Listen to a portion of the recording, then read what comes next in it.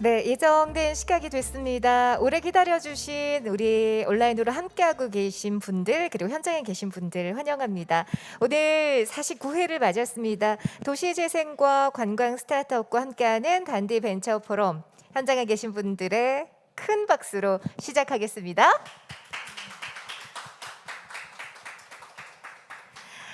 네, 오늘도 영광스럽게 진행을 맡게 됐습니다. 저는 단디 벤처 포럼의 부회장을 맡고 있는 주식회사 제이컴즈의 김정아입니다. 오늘 주제가 도시재생과 관광 스타트업이라는 큰 주제로 함께하고 있습니다.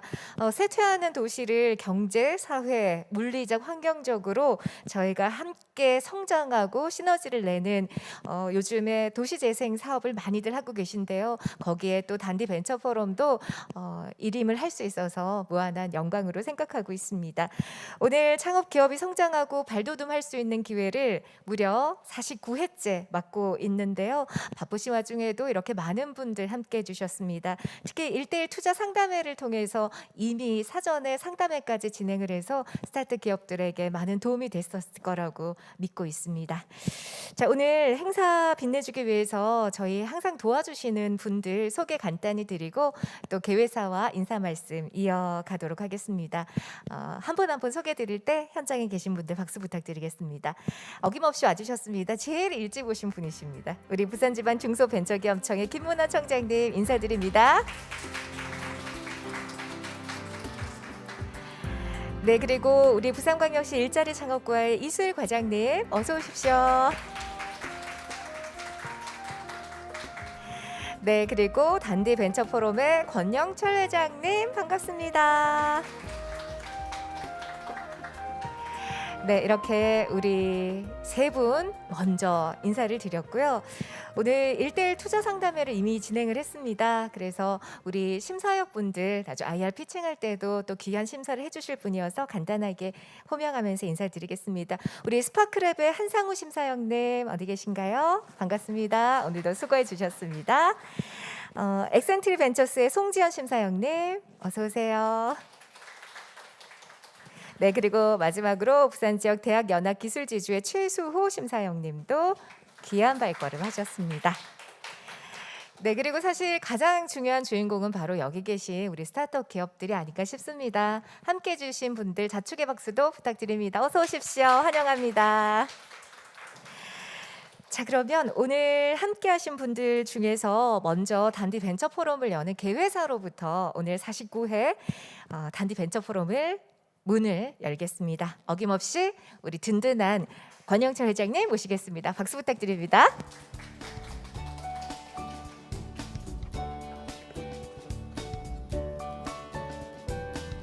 네, 인사드리고 시작하겠습니다. 단디벤처 포럼 권영철입니다. 반갑습니다. 저희가 오늘 숫자를 보니까 49라는 걸 오늘 청장님 덕택에 알게 되었습니다. 49 자꾸 열심히 달려오다 보니까 몇 회 했는지 그 감이 없었는데 다음에는 그 단디벤처 포럼이 50이구나. 예, 그래가지고 이게 2달에 한 번씩 했으면 도대체 몇 번 했는가 싶은 생각도 좀 있고, 다만 아쉬운 건 오늘 오면서 전화를 많이 받았어요. 어디서 하냐고 막 이렇게 여쭤보는데 제가 장소를 알려줄 수가 없겠더라고요. 이게 우리 운영진들만 해도 한 20명이고 우리 이제 그 기관 관계자님들 또 한 20명 에다가 저희 여기 해운대 운영하는 또 사람들까지 다 합하면 지금 한 50명은 넘어가기 때문에, 그래서 여기가 그 지금 좀 위험할 수도 있으니 좀 온라인으로 좀 해달라고 오늘 5통이나 받았거든요. 너무 죄송합니다. 오늘 아침부터 입에 달고 있었습니다. 그래서 제가 오늘 올 때 이제 우리 이수일 과장님한테도 또 나중에 부탁을 좀 드리고 청장님한테도 부탁드릴 거지만, 이제 8월 달쯤 되면 저희가 이제 환경이 좀 좋아지지 않을까 이런 생각이 좀 듭니다. 그래서 오늘 스타트업들 이렇게 많이 못 모신 거에 대한 제가 죄송한 마음을 계속 가지고 있고, 다음에 50회 될 때는 저희가 최소 이제 외부 인원은 한 30에서 한 50명 정도만이라도 한번 이렇게 뛰어앉기 좀 잘해서, 그때는 좀 백신 좀 공급이 많이 돼서 아마 좀 좋은 환경에서 하실 수 있을 거라고 저는 믿고 있습니다. 그래서 이제 그 부산청과 이제 부산시에 좀 허락을 받아서 그때 좀 진행을 좀 한번 해보려고 합니다. 단디벤처 포럼 오늘 앞에 이제 투자 그 상담회 좀 했었는데 좋은 기업들이 많이 와가지고 좀 흐뭇하더라고요. 그래서 그런 기업들 오늘 발표까지 좀 보시고, 오늘 좀 어렵게 이제 변호사님 모시고 이제 짧은 시간이지만 변호사님께서 이제 스타트업이 가져야 될 그 법률 항의나 뭐 이런 것들 좀 해주시기로 이렇게 해주셔가지고 너무 감사드립니다. 자금이 이제 좀 부족한 기업들한테 IR 열고 저희가 이제 이게 그 투자 유치를 연결하고, 그 이외에도 또 지속 관리를 좀 하고 있고, 요즘에는 단디벤처 포럼에서 자금을 자꾸 투자 쪽으로 좀 하다 보니까 이제 그 기보 신보 쪽에도 좀 소개를 해가지고 좀 연결하는 것까지 해서 최근에 한 열 몇 개 기업 평균 한 5억 원 정도는 기보 신보 쪽으로 가가 연결이 다 됐습니다. 그래서 그런 부분들까지도 요즘 신경을 쓰고 있으니까 그런 부분에 또 필요하신 부분들이 있으면 또 저희 쪽으로 연락해 주시면 저희가 이제 기보 신보 쪽에 연이 다 있어서 그쪽에도 연결하도록 하겠습니다. 저희가 50회 때 준비 좀 잘 해서 환경 좋게 만들어 가지고 열심히 할 거를 기대하고 있고, 그때 또 뵙도록 하겠습니다. 감사합니다.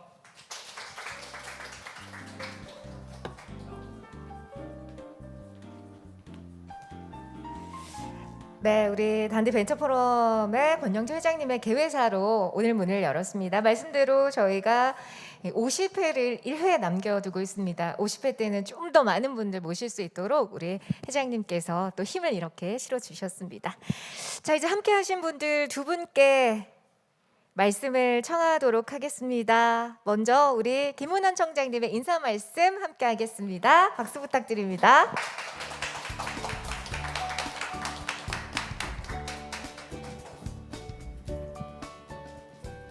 네, 여러분 반갑습니다.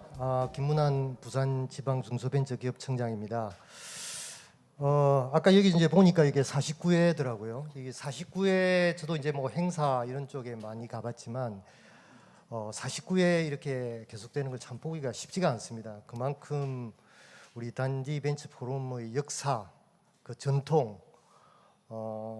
말해주는 것 같습니다. 그만큼 그간 우리 이제 권영철 회장님을 비롯해서 많은 사람들의 어떤 노력이 있었다 이렇게 생각하고 있습니다. 감사드립니다. 지금 이제 코로나 때문에 아까도 우리 이제 권 회장이 말씀하셨지만 그 코로나가 있었지만 그래도 우리 단디 벤처 포럼 저도 이제 온라인으로 인사 말씀을 드리고 그렇게 하면서도 꾸준히 이렇게 해왔다라는 점에 대해서 굉장히 좀 감사를 드립니다. 지금 이제 코로나가 상당히 지금 좀 희망적인 그런 소식들이 이제 들리고 있으니까 하반기는 굉장히 좀 좋아질 수 있을 거라 이렇게 생각되고, 또 여러 가지 경제 지표도 좋은 소식들이 좀 있는 것 같습니다. 예전 역사를 한번 보면 이제 산업혁명 과정에서는 제조업이 아주 급격한 이제 스타트업들이 이제 나왔고, 우리가 잘 아는 이제 인터넷 혁명을 통해서 아주 지금 이제 세계적인 대기업들이 인터넷 혁명을 통해서 이렇게 나왔습니다. 지금 4차 산업혁명은 새로운 또 아주 큰 기업들을 또 기다리고 있는 것 같습니다. 그걸 위해서는 부산 지역 어떤 창업 생태계 이런 게 굉장히 중요할 것으로 이렇게 생각되고, 그 과정에서 우리 단디벤처 포럼이 계속적으로 좋은 역할을 해주기를 바라겠습니다. 하여튼 여기에 계신 여러분들도 지금 이제 어쨌든 좋은 분위기인 것 같습니다. 이 분위기에서 정말 큰 기업이 나올 수 있도록 같이 노력하는 그런 그런 또 한 해가 됐으면 좋겠다 이런 생각입니다. 제가 오기 전에 이제 사업 중에서 좀 하나 소개를 싶은 게 있어서 좀 말씀드리면, 지난번에 우리 이제 정부에서 청년 창업 활성화 대책을 발표를 했거든요. 그래서 그 중에서 생애 최초 청년 창업 자금인가요? 네. 그걸 지금 현재 7월 20일까지 하고 있는 것 같습니다. 어쨌든 29세 이하에서 최초로 이제 창업을 해서 그 아이디어를 가지고 내면은 전국에 한 500개 사를 지원한다고 하거든요. 그래서 이제 1,000만 원, 2,000만 원까지 이렇게 지원한다니까 우리 단디벤처 포럼의 회원사 그리고 또 많은 창업 기업들, 부산 지역 기업들이 좀 신청해서 좀 많이 수혜를 받을 수 있으면 좋겠다 이런 생각입니다. 어쨌든 오늘 다들 수고해 주시고 좋은 결과가 있기를 빌겠습니다. 감사합니다.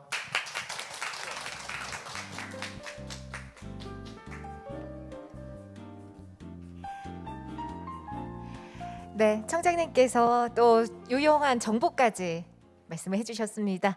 김문환 청장님의 인사 말씀 가름하도록 하겠습니다.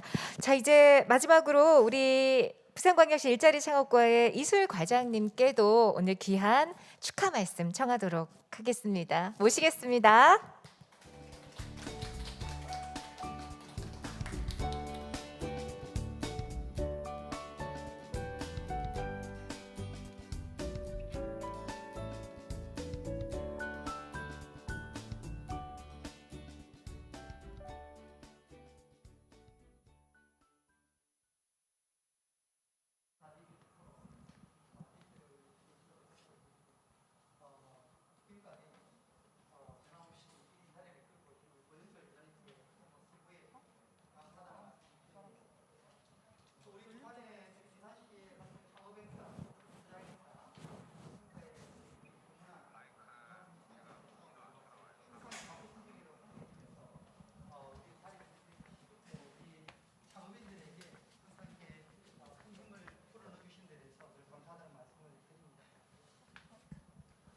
잘 안 돼요?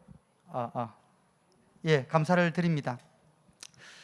오늘 우리 청년님께서도 강조하시는데 오늘 49회를 벌써 49회인가 생각하는데 우리 단대벤처 포럼이 사실은 2015년도에 출발해서 지금까지 한 173개 정도의 기업을 발굴하고 약 한 200억 정도의 투자를 유치한 성과가 제가 알고 있습니다. 너무나도 많은 수고를 하셨다라는 말씀을 드리고 우리 지역의 예비 창업가 또 우리 초기 창업가들에 대해서 멘토링과 또 이렇게 정보 공유의 장을 만들어준 데 대해서 그 성과에 대해서 부산시에서도 대단히 감사하다라는 말씀을 드립니다. 지금까지 우리 부산시의 창업 생태가 여기까지 이렇게 성장하게 된 것은 우리 단디 벤처 포럼을 포함해가지고 뭐 비벤스데이라든지 임팩트 포럼이라든지 또 부산 벤처 투자 포럼이라든지 이런 민간 영역에서 이렇게 활발하게 열심히 해준 덕분에 우리 부산시의 창업 생태계가 많이 건강하게 커졌다라는 말씀을 드립니다. 2015년도에 부산시에 창업 지원과가 처음 만들어졌습니다. 그때 서병수 시장님께서 저한테 창업 생태계 그림을 그려오라는데 제가 그 말을 처음 들어가지고 제가 보고서를 몇 번 외국 사례를 참고해서 갖고 왔다가 몇 번 빠꾸 했던 제가 기억이 납니다. 그렇게 제가 허둥지둥 이렇게 했었는데 어느덧 우리 부산시에 부산시가 창업하기 좋은 도시라는 이름들을 조금씩 내고 있는 데 대해서 저는 정말 너무나도 많은 공무원으로서 보람을 제가 느끼고 수고하고 계시는 우리 민간 영역에서 수고하고 계시는 분들에 대해서 다시 한 번 더 감사의 말씀을 드립니다. 오늘 행사를 위해서 또 여러 투자 회사에서도 심사위원들 오셨는데 너무나도 감사를 드립니다. 오늘 발표하시는 걸 보니까 IR 보니까 주로 도시재생, 관광, 마이스 이쪽인데 이런 기업들은 정말 투자를 받아야 된다고 생각합니다. 이런 기업들이 더 성공하게 되면 우리 부산의 도시 활력이라든지 시민들의 삶의 질 향상이라든지 즐거움 같은 걸 많이 주는 그런 기업 아니겠습니까? 이런 기업들이 더 크게 성장해야겠다라는 생각이 들고 제가 보니까 정말 엔젤 투자나 시리즈 A까지만 받고 나면 BC는 그냥 어찌 보면 좀 더 쉬운 것 같습니다. 그래서 정말 이런 자리들이 참 귀하다라는 생각을 제가 하게 되고 오늘 또 특강을 준비해 주신 우리 법무법인 딜라이트도 제가 알기로는 작년 연말쯤에 해서 우리 부산시에 창업기업들 또 벤처기업들 전문으로 법률 지원하고 있는 기업으로 제가 알고 있습니다. 우리 부산에 와셔서 잘 정착해 주시고 우리 창업기업들과 활발하게 소통해 주시기를 제가 당부드리고 창업 초기에 여러 가지 많은 법률적인 애로사항들이 굉장히 많을 텐데 오늘 온라인과 오프라인 모든 우리 참여하신 분들 많은 도움이 되기를 바랍니다. 하나 더 말씀드릴 거는 제가 지난주에 우리 박형준 시장님을 모시고 프랑스 파리에 있는 세계 만국 박람회 IBE 뭐 이렇게 하던데요. 거기에 우리 정식으로 이제 유치 신청서를 엑스포 유치 신청서를 이제 내고 그다음에 우리 여러분 잘 아시는 스테이션 F도 좀 들리고 또 루이비통 본사를 들러서 우리 부산시의 창업 생태계를 소개하는 시간을 좀 가졌습니다. 굉장히 관심을 갖고 올해 창업주간 행사에는 10월 달에는 한번 꼭 와보고 싶다. 그래서 우리 부산에 혁신적이고 정말 성장 가능성 높은 기업들 좀 보고 싶다라는 제가 답변을 듣고 지금 실무적인 진행을 하고 있다는 말씀을 드립니다. 아마 올 가을에 한번 루이비통 본사에서 와서 우리 부산의 기업들을 좀 들여다보고 IR도 좀 하고 자기들이 가지고 있는 CVC 프로그램이라 해서 일종의 이제 보육 프로그램을 할 기업들도 아마 좀 찾아보고 할 것입니다. 그래서 세계가 우리 부산시를 창업 생태계를 들여다보고 있다라는 말씀을 제가 드리겠습니다. 우리 올 하반기에 또 우리가 부산역과 유라시아 플랫폼과 북항을 연결하는 지역에다 우리가 그린 스타트업 타운을 우리가 구상을 하고 있는데 그 구상을 좀 더 진행시켜 드리고 또 우리 박영준 시장께서 말씀하신 우리 창업인들을 위한 1조 2천억의 펀드 조성도 열심히 하고 있다는 말씀을 드립니다.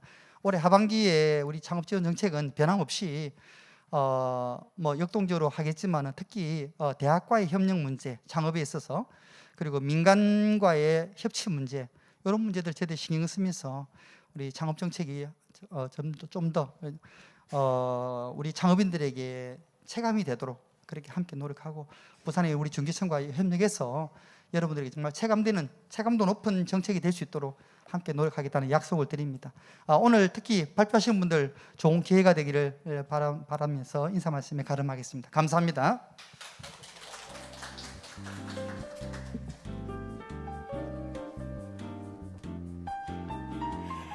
네, 우리 부산시에서도 이렇게 많은 지원을 해주셔서 감사드립니다. 우리 이수일 과장님의 인사 말씀 가름하도록 하겠습니다.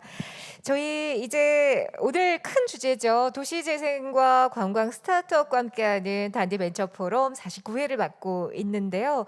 저희 IR 피칭에 앞서 우리 과장님도 말씀해 주셨지만 후반부에 이 좋은 강연을 준비했습니다. 그래서 미리 좀 인사를 드리면 우리 법무법인 딜라이트의 우리 지현진 변호사님도 한번 인사 부탁드립니다. 반갑습니다.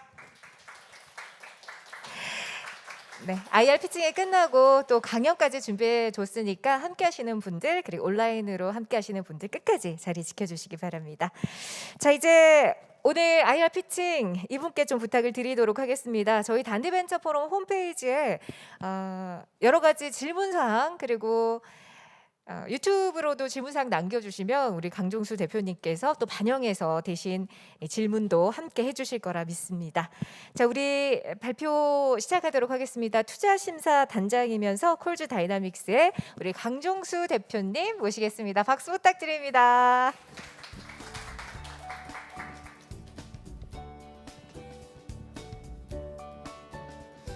네, 이번 도시재생과 관광인데요.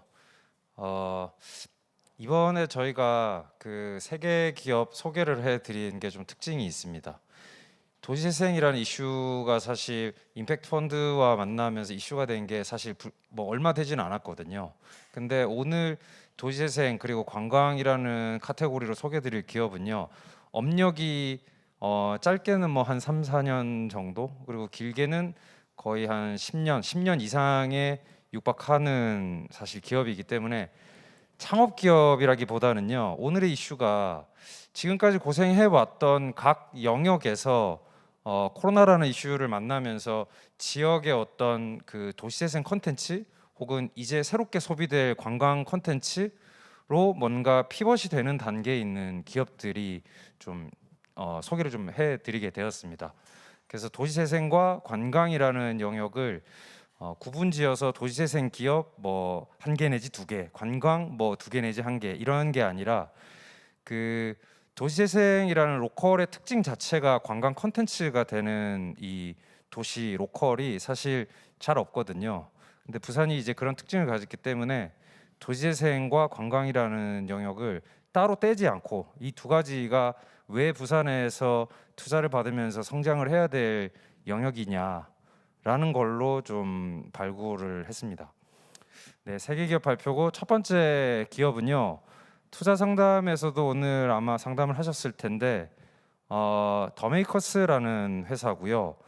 세 개 기업 중에서는 업력은 좀 짧은 편이나 극초기 단계 창업 기업이라고 하기엔 굉장히 많은 영역의 사업을 지금 전개를 하고 있습니다. 그래서 한번 직접 들어보시면 좋을 것 같고요. 네, 더 메이커스 소개해드리겠습니다.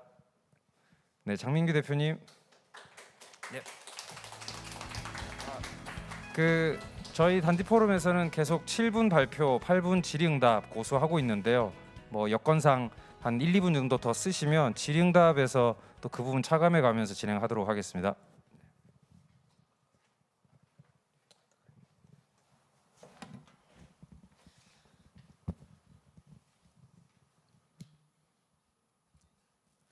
네, 안녕하세요. 여러분의 건강한 라이프 스타일을 만드는 주식회사 더 메이커스의 장민규입니다. 반갑습니다.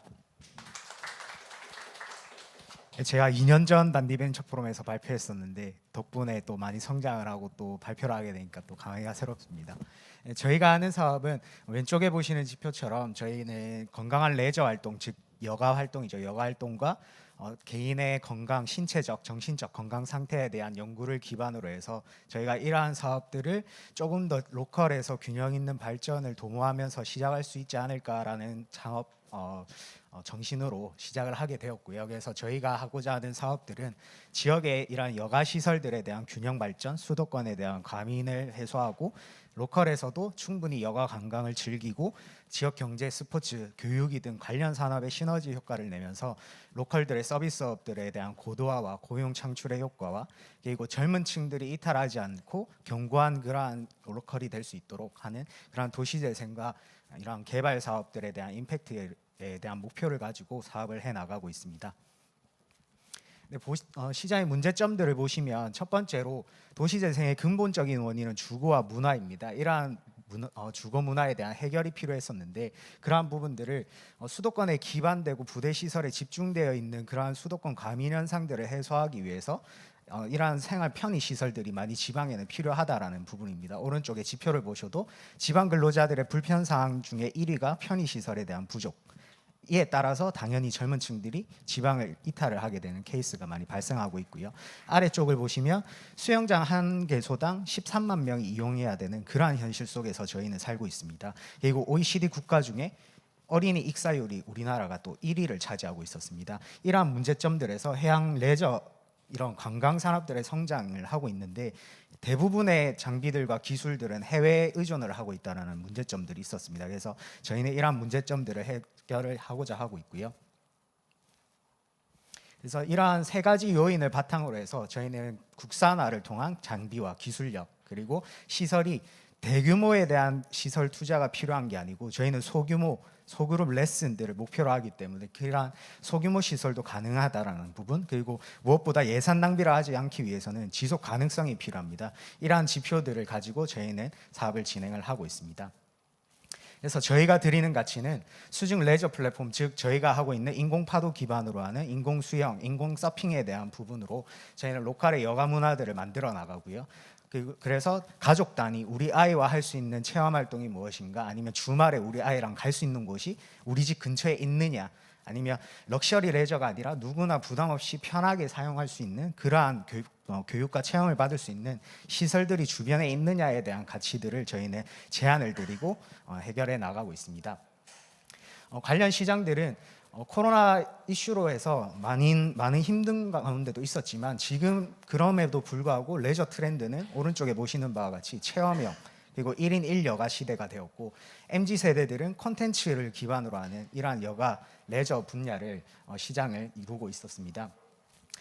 그래서 저희는 운영과 판매 렌탈 그리고 레저 관광에 대한 초기 시장을 진입을 하여서 저희가 목표하는 레저 스포츠 산업 관련된 도시재생 사업들을 저희는 유효 시장으로 보고 있습니다. 해외 기술과 비교하는 지표입니다. 보시면 가장 큰 차이는 가격이라고 볼 수도 있지만 저희는 그것보다는 기술적으로 봤을 때 속도 조절을 하고 땅을 파지도 않고 수조가 패키지화되면서 이러한 부분들을 패키지화 시킴으로써 소규모 시설 그리고 지상으로 올라갈 수 있다는 장점이 가장 큰 장점이고요. 거기에 따라서 유지 비용이 절감이 되면서 최대 60%의 물과 전력 소비량을 절감을 함으로써 어디든 들어갈 수 있다는 장점이 가장 큰 지표입니다. 보시는 사진은 기장에 저희가 운영하고 있는 서핑역 저희 직영점이고요. 아래는 저희가 작년에 하나리조트에서 이동식 서핑 장비로 해서 저희가 한국관광벤처 사업으로 선정되어 있는 이동식 서핑 장비입니다. 지금 보시는 거는 저희의 수영 브랜드로 저희가 소규모 클래스들을 운영하고자 좀 룸식으로 소규모에서 저희가 운영을 하고 교육을 해줄 수 있는 시설들을 확충해 나가고 지금 일반 수영 대비해서 8배 정도 높은 운동 효과를 가지고 있습니다. 그래서 재활 치료도 가능한 뿐더러 전문적인 운동 선수의 양성도 가능할 것으로 보고 있습니다.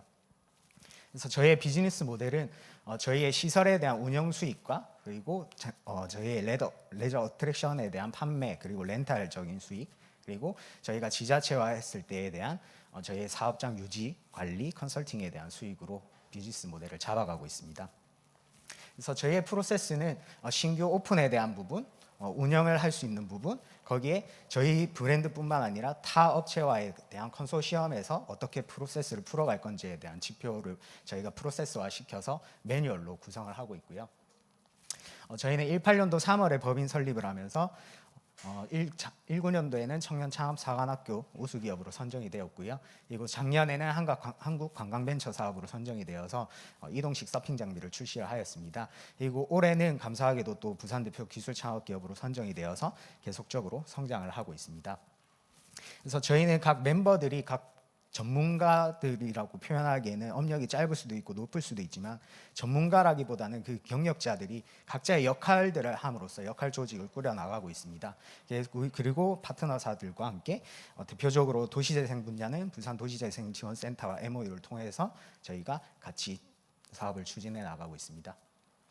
그래서 저희가 손익 추정하는 거는 올해 목표는 15억입니다. 15억이고 저희가 2022년도와 2023년도에는 저희는 하드웨어적인 부분을 가지고 있기 때문에 조금 더 이제 IT적인 부분을 가미를 하면서 유저들이 국제 대회를 온라인상에서 할 수도 있고 거기에 조금 더 미션을 주면서 자기의 건강 데이터나 자기의 여가에 대한 솔루션들을 가져갈 수 있게끔 저희가 성장해 나가고자 합니다. 그래서 올해 저희는 10월까지 프리A 단계의 5억 원 투자 유치를 목표로 지금 IR 피칭을 하고 있고요. 그래서 이러한 부분들을 저희는 조금 더 2차, 3차에 대한 자금 사용 계획을 가지고 현재 저희는 23년도까지 해외 진출까지 목표를 하면서 성장을 하고 있습니다. 네, 마일스톤 지표는 잘 안 보이기 때문에 넘어가겠습니다. 네, 이상 저희 건강한 여러분들이 좀 많이 즐기고 부담 없이 좀 건강한 라이프 스타일을 가질 수 있도록 노력하는 더 메이커스였습니다. 감사합니다. 네, 뭐 앉아서 좀 진행하겠습니다. 네, 그 시간 잘 지켜주셨고요. 질문 항상 첫 질문이 좀 시간이 걸리시더라고요. 그래서 저희가 이 장민규 대표님하고는 이 사업을 2018년도에 저희가 계속 준비를 하고 지켜보고 있는데요. 감히 사실 시드 라운드에서 저희도 투자를 할 때 비즈니스 모델과 사업 영역은 굉장히 재밌었는데 주저하는 부분들이 분명히 있었습니다. 이게 후속 투자라든지 R&D가 과연 기업 가치에 반영이 될까 여러 가지 고민을 좀 많이 했는데 최근에는 이런 도시재생 영역에서 로컬에서 컨텐츠라는 영역이 서비스 업종에 대한 일자리를 만들어내고 그리고 4인 가족 기준으로 가장 많은 소비를 하는 세대가 로컬에서 계속 소비를 해주게 만든다라면은 이건 도시재생이라는 영역에서 충분히 다룰 수 있다. 그래서 이런 좋은 국면을 좀 맞이하고 있다라고 좀 판단을 하고 있습니다. 네, 혹시 그 참석하신 투자자분들 중에 질문 있으실까요? 네. 네, 안녕하세요. 잘 들었습니다. 네, 저는 감사합니다. 스파클의 심사역 한상우라고 하고요. 한 가지 궁금했던 점이 이제 그 판매처가 어쨌든 지금 대부분 B2B인 거잖아요. B2G도 있을 거고. 근데 이제 실질적으로 지금 이제 이번 연도에 보시는 그 판매 이제 누적 액이 한 15억 정도가 되고 이제 내년이 한 60억 정도가 되는 66억이라고 이제 보였는데 이거에 대한 그 수요 산출 같은 것들을 그 근거가 있긴 했는데 그 부분에 대해서 조금만 더 자세하게 설명 가능하신가요? 다음 장 한번 넘겨주시겠어요? 네, 저희가 현재 진행되고 있는 실적들에 대한 지표입니다. 저희가 부산뿐만 아니고 김해, 울산, 이 경상권에는 아직 이러한 인공 파도로 할 수 있는 어트랙션에 대한 수요들이 시설이 저희밖에 없기 때문에 주말에는 저희 서핑역 같은 경우에는 계속 매진이 되고 있고 월 900명 이상이 방문하고 있는 상황입니다. 그래서 이러한 지표들을 근거로 해서 저희가 9월 오픈 하고 있는 부분에서 저희가 15 오늘 이번 연도의 매출을 잡는 게 상반기에 4억 정도 매출을 달성하고 있고 하반기에 있는 공사들로 했을 때 충분히 달성 가능하다고 보고 있습니다.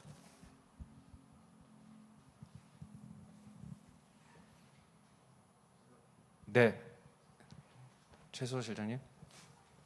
예, 그 부산연합기술지주회사 최수호입니다.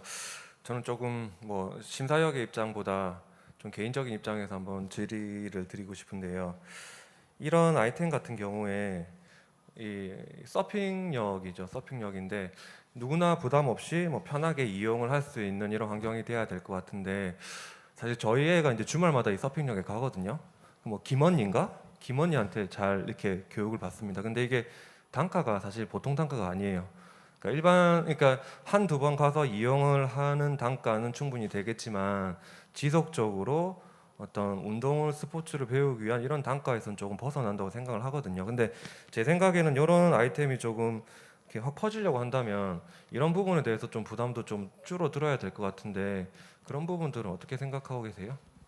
네, 말씀하신 것처럼 저희가 운영에 대한 프로세스로 조금 완화를 시키는 부분이 있습니다. 예를 들어서 저희가 1시간에 3만 원으로 책정이 돼 있지만 회원권으로 가입을 했을 때 월 태권도장이나 피아노 학원이나 뭐 일반 사교육비 정도의 수준, 한 22만 원 정도의 수준으로 되어 있습니다. 그래서 강습이 무료로 들어가는 부분과 월 계속적으로 뭐 예를 들면 8시간 정도를 할애를 해서 배울 수 있다, 체험을 할 수 있다라는 점으로 실제 소비자분들이 다가왔을 때 처음에는 비싸게 느껴지지만 저희가 무료로 강습을 해드리면서 이 시간 안에 빠르게 혼자서 취미 생활을 할 수 있도록 만들어주는 거에 대한 부담에서는 더 만족을 해 가시고 가시더라고요. 그래서 그러한 부분은 회원권에 대한 프로세스로 풀어가고 있고요. 저희 한 장만 넘겨주시겠어요?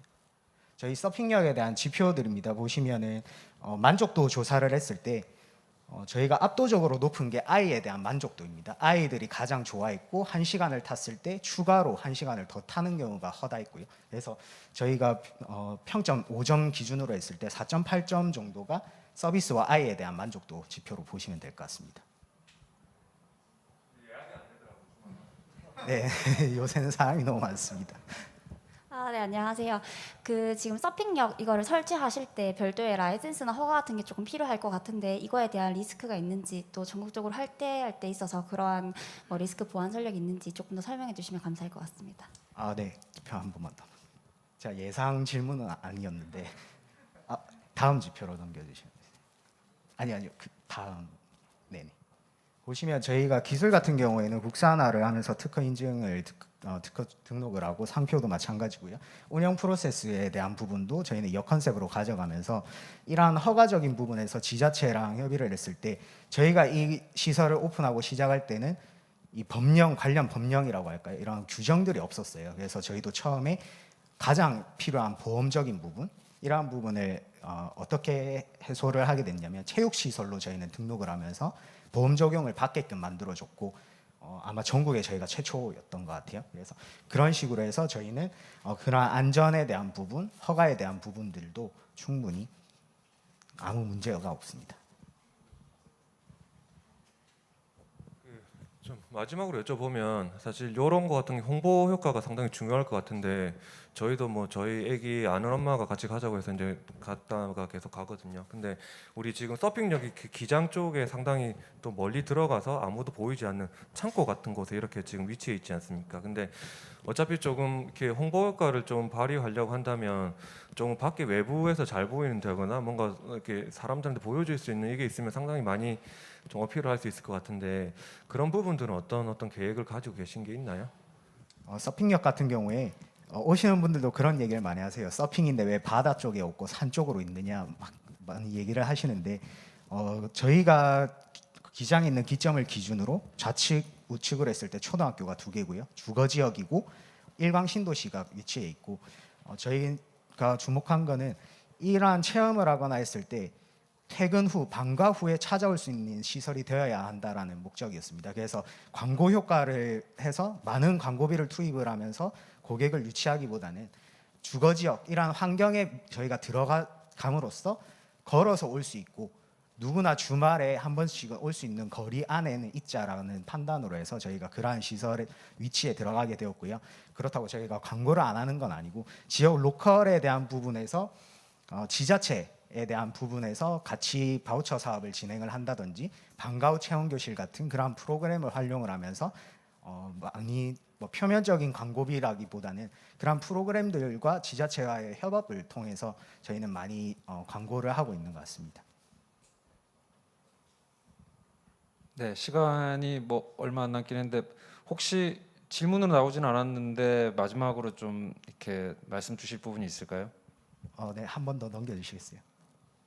저희가 뭐 예를 들면 협업에 대한 사례를 좀 얘기를 드릴 수 있을 것 같습니다. 저희가 로컬 브랜드로 해서 이러한 시설들을 확충해 나갈 때 스타트업이 단독적으로 시설을 확장해 나가기는 상당히 힘듭니다. 그래서 다양한 브랜드들이 협업을 하면서 시설들의 전략적인 투자가 이루어지고 지역에서도 이러한 도시 개발이나 재생 사업의 일환으로 이러한 컨텐츠들이 필요하다라고 했을 때 저희가 실내 서핑, 인공 수영뿐만 아니라 아쿠아 필라테스나 무인 태닝, F&B에 대한 부분 이러한 게 복합적으로 이루어져야 이용하시는 분들이 이용을 하게끔 만들어주는 게 저희가 하는 일인 것 같습니다. 그래서 이러한 부분에 다양한 협업들도 같이 제안이 되고 같이 협업을 할 수 있었으면 좋을 것 같습니다.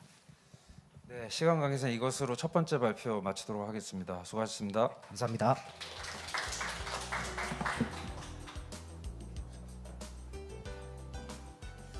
네, 그 제가 앞서 한번 그 말씀드린 부분도 있고 과거에도 저희가 도시재생이라는 게 이제 점점 키워드로 떠오르고 있다라고 하면서 말씀드린 적이 있습니다. 저희가 지금 2021년 6월 말 기준으로 저희가 알고 있던 도시재생이라는 거는 상징되는 스타트업들이 좀 있죠, 부산에요. 분명히 다른 형태입니다. 그래서 도시재생이 사실 가능성이 더 무궁무진한 부분인 거지 부동산 사업의 또 다른 이름으로 저는 사실 이 도시재생을 보지는 않으셨으면 좋겠어요. 그래서 두 번째 기업은 이제 관광이라는 키워드에 좀 더 가깝습니다. 그래서 이 관광이라는 키워드 그리고 부산이기 때문에 가능한 어떤 도시재생적인 컨텐츠 허브 이게 어떻게 가능한지에 대한 부분도 두 번째 발표를 통해서 좀 듣도록 하겠습니다. 두 번째 발표는요. Y2O&골프라는 관광 여행 회사가 있고요. 업력이 상당히 꽤 되는 선배 기업입니다. 아마 최근에 좀 라이프 패턴의 변화에 맞게 여러 가지 서비스를 출시를 좀 하게 되었는데요. 이 부분에 대한 소개를 좀 드리도록 하겠습니다. 네, 김대훈 대표님 부탁드리겠습니다.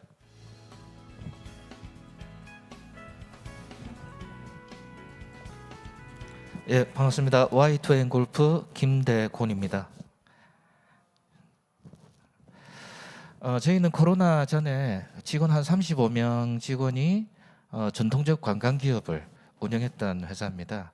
에어부산 전략 판매 대리점이었고 베트남 비즈니스를 좀 나름대로 했던 회사였고 지금은 요 조직 중에 국내 골프팀만 지금 출근을 하면서 진행을 하고 있고요. 몸부림치고 있습니다.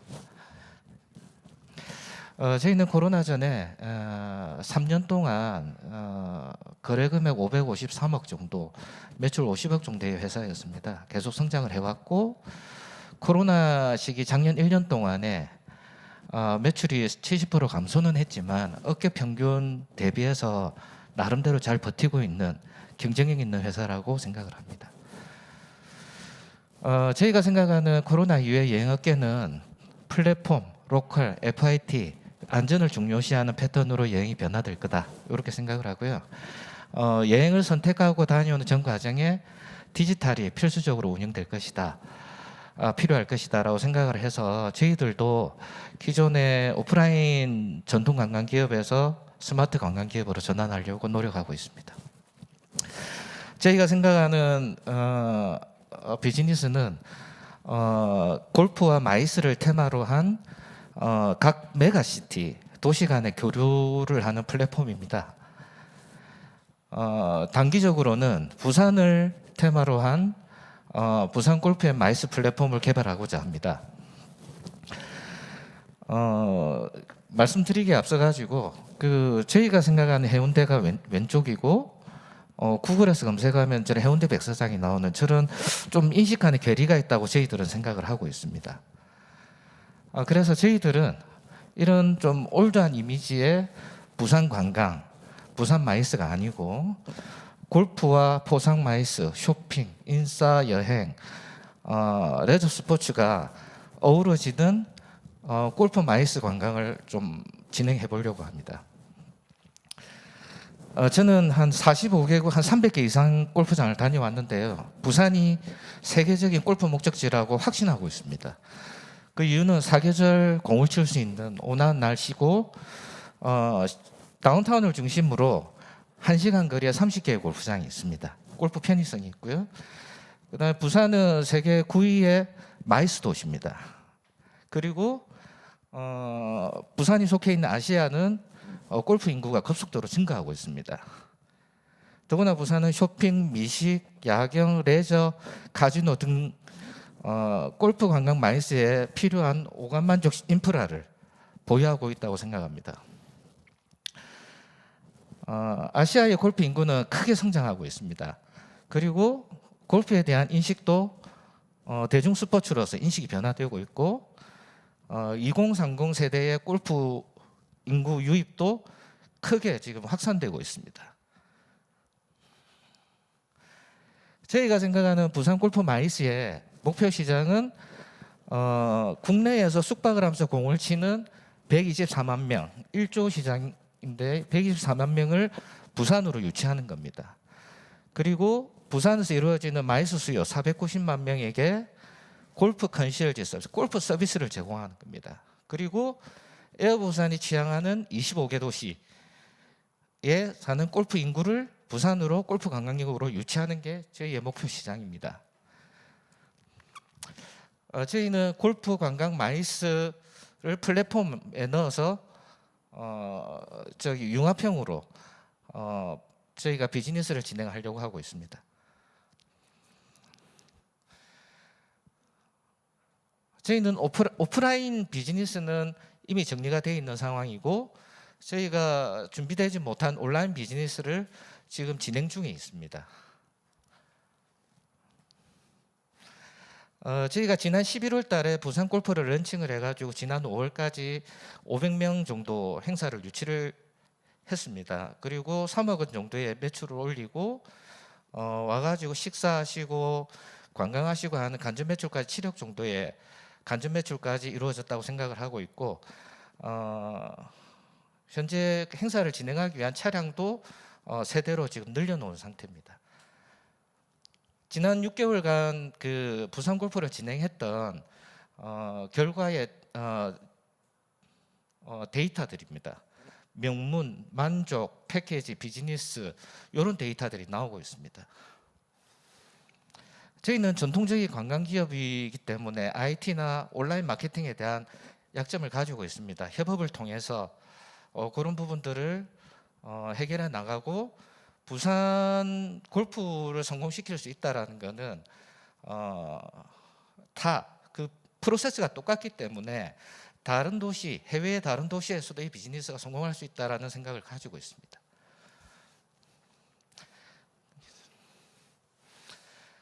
지금 골프로 시작을 하지만 이 비즈니스가 안착화되고 성공을 레퍼런스를 내게 되면은 스포츠 테마로 다양하게 비즈니스를 변화시킬 수 있다라고 생각을 합니다. 저희가 생각하는 그 4년 뒤, 그러니까 2025년도에 목표는 골프 관광객 10,000명을 유치를 하고 지역 소비액을 그 경제 활성화를 500억 정도 만들어내고 거기에 따른 고용 창출효과를 연간 500명 정도로 생각을 합니다. 지금 저기 매출액하고 수탁구하고 같이 돼 있는데 사실은 이제 저희가 아웃바운드를 할 때는 거래 금액이고 매출이 알선 수수료였는데 인바운드는 제가 해보니까 이게 매출 거래 금액 자체가 매출액으로 잡힐 수도 있겠다라는 생각을 해서 이게 좀 정리가 사실은 좀 안 돼 있는 상황입니다. 어쨌든 간에 거래 금액이 2024년에 600억 정도 이 플랫폼을 통해서 이루어낼 수 있다라고 저희는 생각을 하고 있습니다.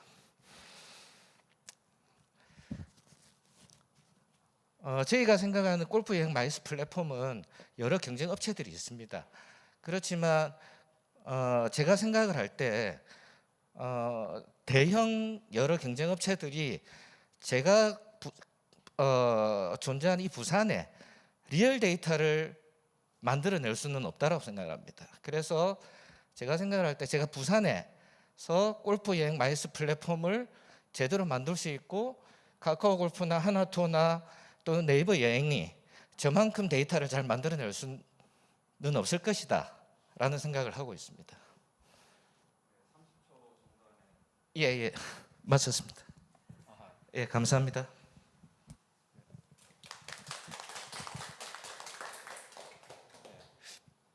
기존 그 골프 여행 마이스라는 영역을 디지털 플랫폼화 시키면서 이제 한 번 더 성장 도약을 하는 사업 계획에 대한 부분이었습니다. 네, 첫 질문 조금 생각할 시간 또 필요하실 텐데요. 바로 가능하신가요? 네. 네, 발표 감사합니다.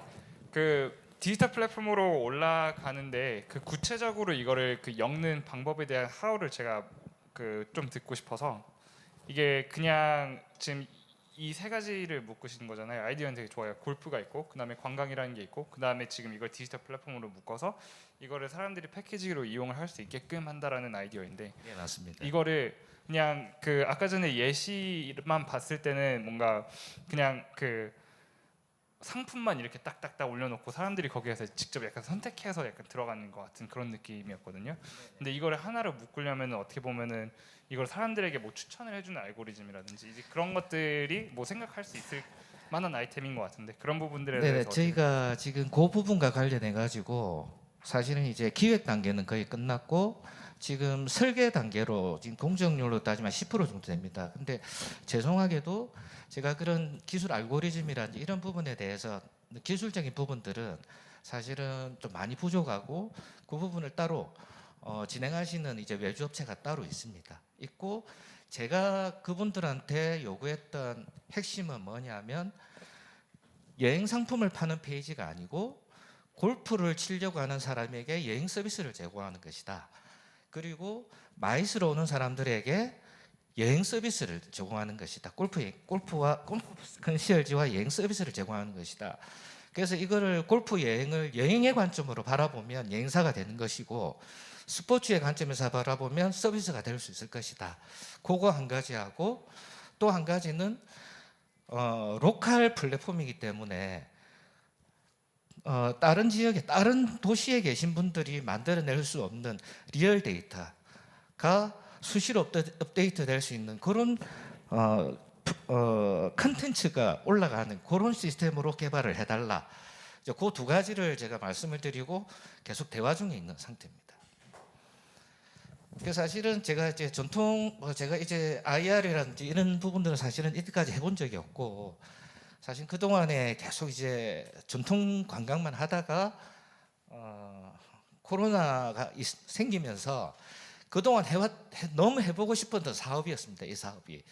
그래서 진행을 하게 되었는데 다행히 뭐 여러 군데 이제 말씀을 드리니까 어떤 비즈니스 모델이나 이런 것들은 좋고 또 작은나마 뭐 제가 뭐 성장 스타트업이라든지 또는 혁신 바우처 지원이라든지 이런 것도 받게 되고 지금 이 자리에 이제 있는 거라 생각을 하고 아까 저기 코로나 이전 데이터에서 봤듯이 저는 레퍼런스를 만들 수 있습니다. 만들 수 있고 그리고 하나 확실하게 말씀드릴 수 있는 거는 저는 안 망할 자신은 있습니다. 네, 자, 이제 좀 끊어가겠습니다. 네, 그 두 번째 질문 있으신가요? 네, 발표 잘 들었습니다. 그 만약에 제가 요거를 누군가한테 이걸 소개를 해주려고 한다면 이 플랫폼은 구체적으로 뭐가 좋아 딱 이렇게 이 사람한테 한 세 가지로 압축을 해서 얘기를 할 때 그 구체적인 포인트를 좀 얘기를 해주실래요? 부산에 공치기 좋은데 여기 와서 예약하면 돼. 뭐 이 정도가 될 것 같습니다. 제 생각에. 아니 조금 예를 들어서 그런 거 말고 예, 조금 예. 더 다른 애들은 요거밖에 안 되는데 예, 예. 우리는 요런 걸 더 제공해 줄 수가 있어서 훨씬 더 메리트가 있어 이런 부분들 있지 않습니까? 그러니까 스타트업은 그런 어떤 지향점이 좀 명확해야 될 것 같은데 예, 예. 좀 구체적으로 우리의 어떤 밸류가 뭘까? 그 제가 죄송합니다만 한마디로 아직 정리는 사실 잘 못 드릴 것 같은데, 사실은 부산이란 도시가 지금까지 골프 여행이라든지 골프 마이스가 안 됐던 이유가 있습니다. 그거는 골프 부킹이 제일 어렵습니다. 전국에서.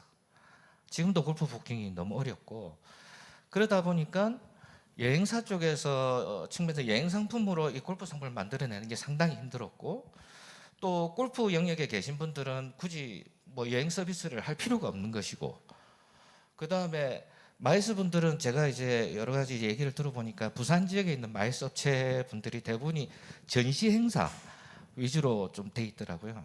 그래서 어떤 마이스 서비스라는 개념에 있어 가지고 조금 부족한 부분이 있었다, 저는 이렇게 생각을 하는데, 다행스럽게 저는 회사를 만들던 초기부터 골프 비즈니스를 좀 많이 집중을 했었습니다. 그래서 현재로서는 골프장 관계자들하고 좀 많은 네트워크를 가지고 있고, 실제로 지금 뭐 예를 들면 뭐 베이사이드라든지 이런 데는, 또는 대중제 중에 뭐 도골프라든지 해운대 CC라든지 이런 데는 제가 필요한 만큼의 부킹 티를 받아낼 수 있는 그런 것들이 사실은 좀 있습니다.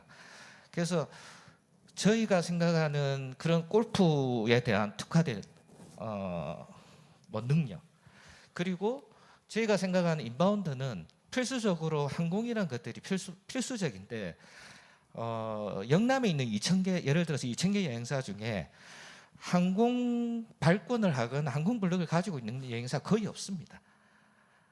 예를 들어서 2,000개 여행사가 다 이 사업을 할 수 있는 게 아니고, 특정한 몇 개 업체만 에어부산이라든지 진해라든지 이런 비즈니스를 같이 할 수 있거든요. 근데 저희는 그런 부분에 있어서는 가장 그 좋은 결과를 낼 수 있는 위치에 있다.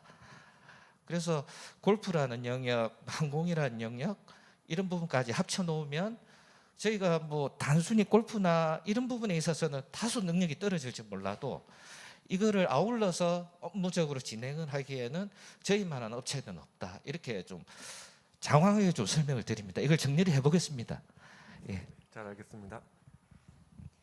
아까 그 부킹이 조금 어렵다라고 말씀해 주셨는데요. 네, 네. 아마도 제 생각에는 그 경남권에 있는 분들이 조금 많이 이용을 하시는 맞습니다. 상황에서 그러신 것 같은데, 그러면 이제 그 타지에서 오시는 분들에게 뭔가 좀 더 메리트를 준다거나, 뭐 골프장에 뭐 조금 더 뭐 이벤트가 더 많다거나 뭐 하는 그런 게 더 있으셔야 할 것 같거든요. 내수분들 외에 있는 분들이 예. 오시기 위해서는 그런 게 혹시 더 있으신지. 그 부분에 있어 가지고 현재로서 좀 많은 고민을 하고 있는데, 사실은 요즘 같은 시기에는 골프장 부킹을 해준다는 것만 해도 사실은 굉장히 큰 메리트를 줄 수 있고, 그리고 저희가 일단 지금은 외국에서 들어오는 인바운드가 안 되기 때문에 서울 경기에서 오는 인트라바운드, 그러니까 그분들한테 에어부산을 협업을 해가지고 저희가 왕복에 4만 원 특가를 제공을 합니다.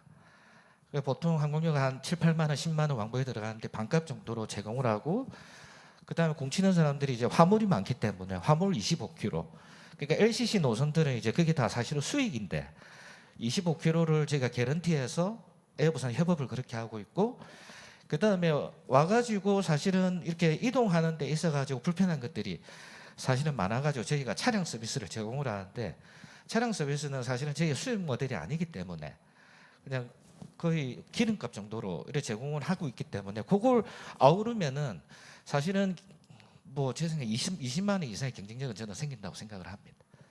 지금 자 이제 마무리 좀 부탁드리겠습니다. 예, 예. 네. 네트워킹에서 조금 더 네, 이어가겠습니다. 예. 네, 저희 시간 관계상 이것으로 두 번째 기업 Y2N 골프의 발표를 마치도록 하겠습니다. 네, 수고하셨습니다. 네, 감사합니다.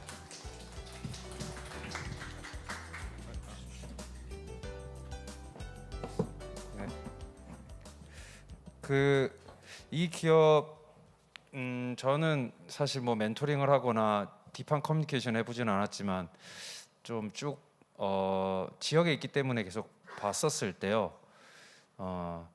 밸류체인의 확장을 해낼 수 있겠다. 업력이 많고 노하우가 많고 데이터가 많기 때문에 꼭 기술적인 R&D가 아니라고 하더라도 밸류체인의 확장, 그러니까 골프를 위해서 여행을 하던 분들에게 여행뿐만 아니라 뭐 어떤 커머스적인 것들 혹은 부산 지역뿐만 아니라 뭐 다른 지역으로의 어떤 여행 상품 연계 이런 것들에 대한 부분이 다시 한번 성장 도약에 좀 그 관련된 얘기를 좀 해주시지 않을까 했는데 이 부분은 개인적으로는 향후에 조금 더 들어보고 싶은 부분이 있습니다. 네. 그 저희가 투자자들을 모시고 이 사업에 대한 소개를 할 때는요, 다들 노하우가 있으신 분들이 사업을 하시거든요. 그래서 우리가 가장 노하우가 많다라는 거를 신뢰를 하려면은 지표로 보여주시는 게 굉장히 필요합니다. 그래서 지표라는 거, 숫자라는 걸 가지고 정말 가지고 놀듯이 이렇기 때문에 이렇게 해석해서 보면 이런 서비스 모델로 충분히 갈 수 있다라고 설득을 좀 할 수 있다라면은 미래 시점에서의 성장을 투자자도 좀 믿지 않을까 그런 생각도 좀 들었습니다. 네, 세 번째 기업입니다. 그 업력으로는 8년, 7년 정도 되셨나요?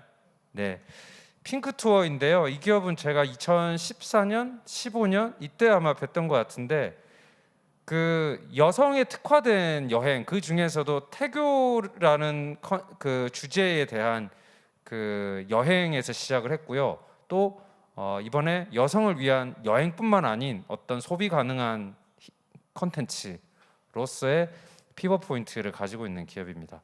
네, 그 핑크 투어 발표를 세 번째로 듣도록 하겠습니다. 네, 큰 박수 부탁드립니다.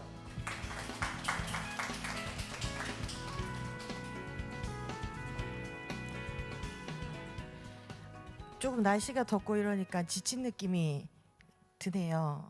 일단 저희는 여성 전문 여행사, 여성 전문 여행 컨텐츠를 개발하고 있는 핑크 투어입니다. 네, 저는 오늘 좀 반가운 분 계셨네요. 저는 한 10년 정도 OTA 여행사의 경력을 가지고 2014년도에 이제 직장인으로 퇴사를 하고 관광으로 스타트업을 했습니다. 그 관광업에 쭉 실무자로서 종사를 하다 보니 관광의 컨텐츠가 굉장히 중요한 역할을 했고요. 그리고 인바운드로 스타트업을 시작을 했습니다. 그랬을 때 한류가 굉장히 붐을 많이 일어났고 큰 국가로 봤을 때 효자가 되고 있었고요. 그랬을 때 우리 한국에 있는 문화가 무엇이 특징적인가라고 생각했을 때 임신 출산 문화가 교육 굉장히 특수한 면을 갖고 있었습니다.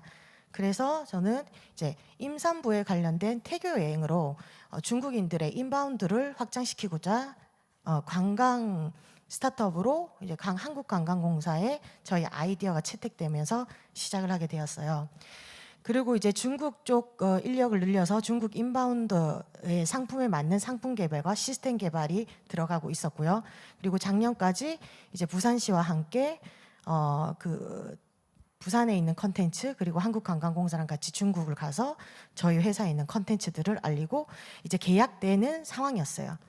계약된 큰 건들이 있는데 이제 코로나가 터지고 그 많은 컨텐츠를 개발을 하면서 저희는 여성의 세밀한 다양한 컨텐츠에 다양한 플랫폼 확장이 중요하겠구나라고 생각을 했고 그러다가 저희 이제 작년에 코로나로 모든 게 다 캔슬되면서 이럴 때 더 단단하게 확장시키자라고 저희는 사업 모델을 기존의 웹에서 앱 서비스로 그리고 지금 당장은 해외 문이 많기더라도 국내를 확장시켜서 국내의 여성 전문 웰니스 컨텐츠 그리고 나아가서 여성의 전체의 컨텐츠를 담을 수 있는 플랫폼 사업으로 지금 피보팅하게 되었습니다.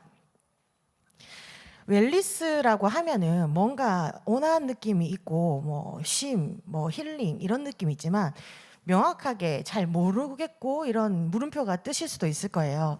그래서 저희가 하고자 하는 웰니스, 여성 전문 웰니스 여행이라는 거는 한국관광공사에서 이렇게 카테고리를 구분을 해놨어요. 한방, 치유, 자연, 뷰티. 이쪽에서 저희는 뷰티 스파에 조금 더 메인을 두고 이제 플랫폼 컨텐츠 사업을 진행하고요. 왜 그러면 여성을 잡아서 그렇게 타겟팅을 하냐라고 질문을 던져봅니다. 아까 앞서 처음에 발표하신 분이 OECD 국가 중 뭐 아동 치사율 1위라고 들었을 때 그러면 OECD 국가 중 여성 우울증도 1위인데 참 1위에 심각한 문제점이 많은 대한민국이고 저희 같은 이런 스타트업이 이런 문제점을 해결해 나가야 된다고 저는 생각을 합니다. 그렇게 사실 그렇죠. 저희는 엄마의 뱃속에서 다 태어났어요. 그리고 가정이 있는 분 아니면 주변의 여친 아니면은 이렇게 여성들의 심리로 인해서 사회적인 문제가 굉장히 많이 좌지우지됩니다. 그리고 저희는 이 사업을 했을 때 세밀한 컨텐츠도 제공을 하지만 올해 초에 나왔습니다. 저출산 문제로 국가 전체에 굉장히 심각한 과제거리를 안고 있다라는 거. 그러기 위해서는 이런 컨텐츠들의 여성의 심리나 아니면 일상의 케어를 통해서 조금 더 이제 여행이라는 것을 미리 계획을 해서 멀리 가고 많은 자금을 들여서 가는 게 아니라 특히나 스트레스들을 미리 예방하고 치유하고자 하는 측면에서 저희는 이 플랫폼을 만들었습니다. 그렇게 스트레스를 해소하는 방법 중에서는 가장 크게 여행을 꼽을 수가 있죠. 그런데 꼭 여행은 항상 매일 갈 수는 없는 거잖아요. 그러면 그냥 단순하게 수다 떨어도 스트레스 풀리고 아니면 흔하게 맛집을 검색하거나 음악 듣거나 그런 운동 이런 것들로 우리는 일상의 스트레스를 해소하고 있습니다. 그래서 그런 여행이나 저희는 이제 이런 카테고리들 여성들이 원하는 니즈를 가지고 이렇게 많은 이제 어플들이 나왔죠. 그리고 체험 플랫폼 그리고 재능 플랫폼 이제 이런 플랫폼이 우리 핸드폰 속에서 일상화되고 있는 현실에 막상 들어가 보면 정말 찾기 힘들어요. 아마 느끼실 겁니다. 뭐 찾으려면 거의 다 가격 경쟁에 어떤 카테고리는 저랑 맞지 않는다. 그런 특히 넘겨주세요. 가격 경쟁 여성이 아니면 카테고리 세밀 부족이 되어 있습니다. 저희는 단연간 수년간 여행업에서 10년 여성의 그런 세밀한 생애 니즈를 직접 대면하면서 많은 것들의 실제 원하는 그런 상품들이 어떤 건지 고민하고 만들어내서 이런 이제 새로운 또 의료 관광의 새로운 시술 투어 그리고 저희가 이제 임산부 전용 카페도 오픈하고요. 그리고 또 외곽 지역이지만 저희가 전남 신안군에 있는 이런 그 마을과 협업해서 여성의 컨텐츠를 독자적으로 만든 상품도 구현하고 있습니다. 이렇게 저희가 지금 피보팅을 해서 이 앱이 11월에 나와요. 지금 이제 개발엔 들어갔고 기존의 웹 모델과 다른 사업 모델이 있는데 저희가 확실하게 이런 스트레스를 해소해주는 일상 속 여행. 그러니까 우리 퇴근하고 레이저 하자라고 하는 여행. 여러분 그런 경험이 있을 거예요. 여행 계획했다가 갑자기 태풍이 와서 비행기가 못 떴거나 아니면 다시 돌아가야 하는데 힘들거나 아니면은 왜 갑자기 아프거나 그랬을 때 항상 계획하고 계획대로 되지 않는 경우가 많았어요. 그리고 이번 코로나로 인해서 느꼈습니다. 일상 속에서 여행을 할 수 있는 컨텐츠의 카테고리를 늘리자라고 생각해서 기존 카테고리에서 데일리 그리고 1박 2일 카테고리를 늘린 어플을 소개합니다. 넘겨주세요. 저희는 어플이 나오기 전에 어플이 딱 나온다고 다 되는 게 아니잖아요. 엄청난 그 비용이 발생된다는 걸 알고 있기 때문에 기존에 임산부를 타겟으로 한 고객층을 그대로 가져왔고요. 그리고 저희가 할 수 있는 거는 일반인들과 소통이 중요하기 때문에 SNS 채널을 2개를 계속적으로 6개월 이상 운영을 해왔습니다. 그리고 이 채널 같은 경우에는 들어만 주자, 우리 그냥 들어만 주자 해서 들어주다라는 핑투에 그런 임산부에 대한 코로나 이후의 복지 정책이나 이런 심리들을 가려움, 재밌게 놀 수 있는 놀이터의 컨텐츠들을 매일 업로드하다 보니까 계속 이제 저희가 검색률이 높아지고 있는 상황입니다. 그렇듯 일상 속에 힐링을 찾는 저희 모델은 요즘에 그 지속적인 임산부는 없어질 수가 없어요. 계속 지속 가능한 사업이라는 것을 말씀드리고 싶고요. 네, 저희는 저희 핵심 모델은 그런 저희 플랫폼에 여성들이 원하는 컨텐츠를 담아서 중개 역할을 하는 곳입니다. 이렇게 중개 수수료. 요거는 이제 저희가 웰니스 관광에서 지금 현재 네이버 블로그에서 국내 힐링 웰니스를 검색하시면 저희 블로그가 급상승해서 1위로 올라가고 있습니다. 예, 이렇게 SNS로 계속적으로 소통을 하고 있고요. 저희는 이런 이제 큰 시장 규모의 웰니스 관광 시장을 기존의 여행 카테고리에서 더 여성 편의에 맞는 새로운 어플리케이션 서비스의 플랫폼으로 피봇하고자 합니다. 그래서 필요한 돈은 이번에 저희는 시리즈 프레이를 생각해서 10억을 예상했고요. 여기에 대한 세밀한 저희가 어디에 들어갈 건지 다 조목조목 저희가 다 넘겨놨거든요. 네, 요거는- 마무리하고 질의응답으로 이어가도록 네. 하겠습니다. 네. 이상입니다. 네, 질문 준비하실 시간이 필요하신가요?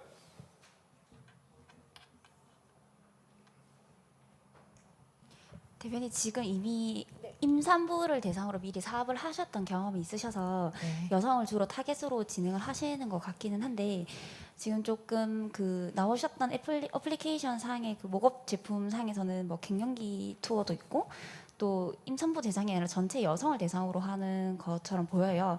근데 네. 그런데 이제 마케팅은 또 임산부 대상으로 또 마케팅 진행한다고 하시니까 네. 주로 진행하려고 하시는 BM이 네. 임산부 대상으로 하시는 건지 네. 어떤 건지 좀 뭐 명확하게 한번 더 설명해 주시면 감사할 것 같습니다. 네, 저희가 이제 임산부 대상으로 태교형으로 시작을 했고요. 그것에 대한 레퍼런스를 가지고 초기에는 저희가 이제 홍보의 효과가 큰 임산부 채널 제가 잠시만 앞으로 네. 네.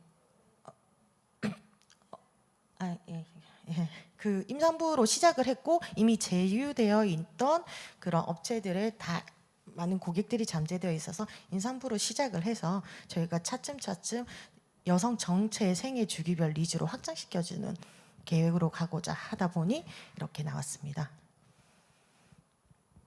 그러면 우선적으로 제가 생각할 때 구성을 해야 되는 부분이 이제 임산부가 먼저 첫 타겟이라고 한다면 임산부 그리고 그 출산 이후에 뭔가 되고 있는 콘텐츠들을 먼저 세팅을 하고 그리고 그 뒤에 이제 아기를 키우시는 어머님들이 이제 그 다음 단계 라운드로 들어오시기 때문에 그런 단계별로 조금 구성을 좀 더 해 보셔야 될 것 같은데 지금은 사실은 조금 뷰티 쪽에 많이 치우쳐져 있는 것처럼 보이거든요. 그래서 그 부분은 어떻게 조금 더 진행이 되고 있으신지 조금 더 설명해 주시면 될 것 같아요. 저희가 임산부라는 어감이 조금 그래서 아가맘으로 바꿨거든요. 아가맘을 한다라는 거는 요즘이 저출산이기 때문에 임신을 안 한 경우가 너무 많아요. 그런 분들에 대한 케어도 임산부에 속하는 거고 임신 출산을 한 뒤에 뭐 망가진 몸, 정신 상태 이런 부분들을 또 케어할 수 있는 여행이나 이런 걸 속하기 때문에 꼭 임산부만 가지고 한다기보다는 그 메인 임산부에 대한 단계 출산 후 출산 전이 아니고 그걸 다 통틀어서 저희는 임산부 카테고리에 넣을 거고요. 그리고 이제 확장시켜서는 그 다음에 갱년기가 갈 건데 이제 임산부 다음에 갱년기 그리고 중간 단계 이렇게 카테고리는 그렇게 세분화를 해놨습니다. 예, 대표님 안녕하세요.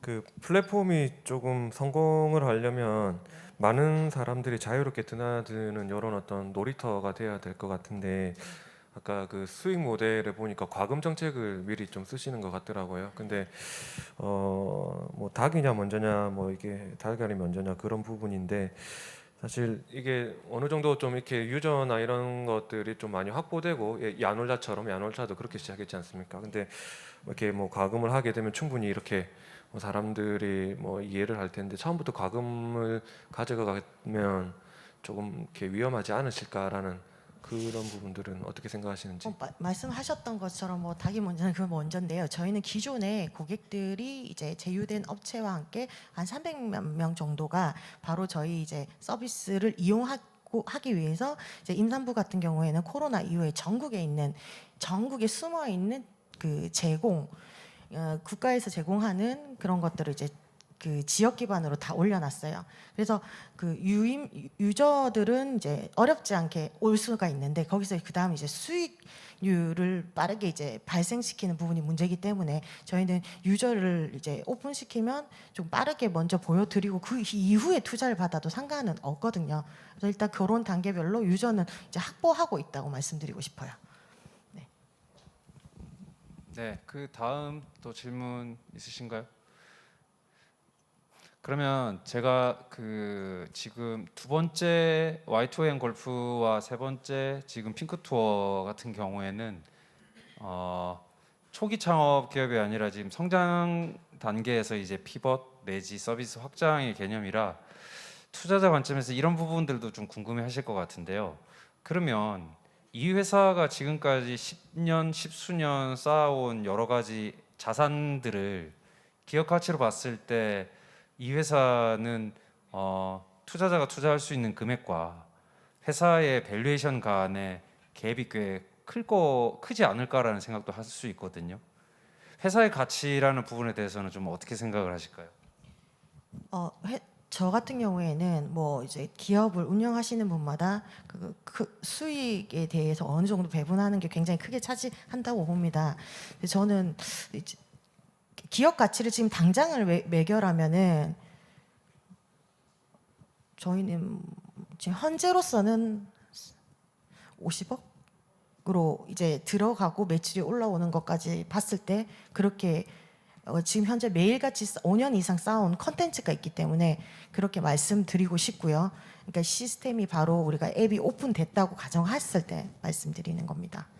근데 그 이후에 밸류에이션에 대한 분배나 이런 부분들은 당장 말을 하기는 좀 곤란한 생각이 좀 많이 요구되는 부분 같습니다.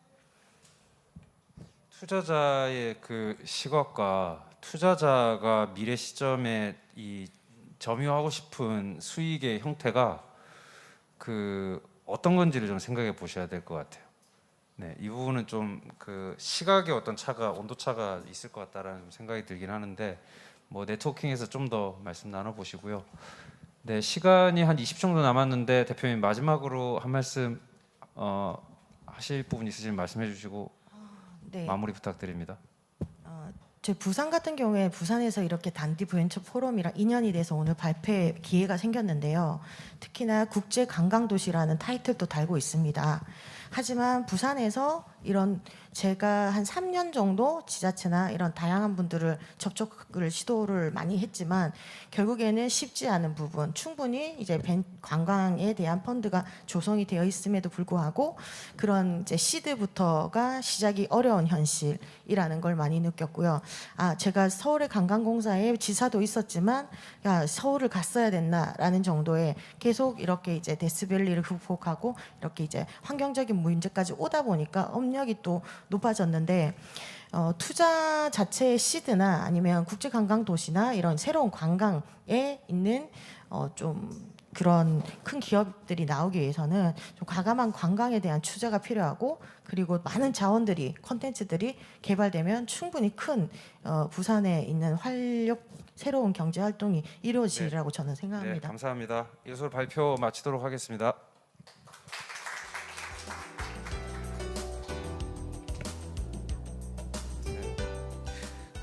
안타까운 부분이 지역에서 이제 부작용도 조금씩 일어나고 있습니다. 투자업계에서 시드 라운드의 투자를 굉장히 많이 해주는 투자사도 늘었고 그 다음 단계 투자를 해주는 VC도 늘었는데 지역에서 펀드를 만들고 나서 이제 7년 내지 9년 이런 출자 그 기간 안에 성과를 또 내야 되는 관점을 생각을 해보니 투자자들이 뭐 클럽들이 됐건 뭐 어떤 앞단 뒷단의 형태가 됐건 소수 기업들에 많이 들어가더라는 거죠.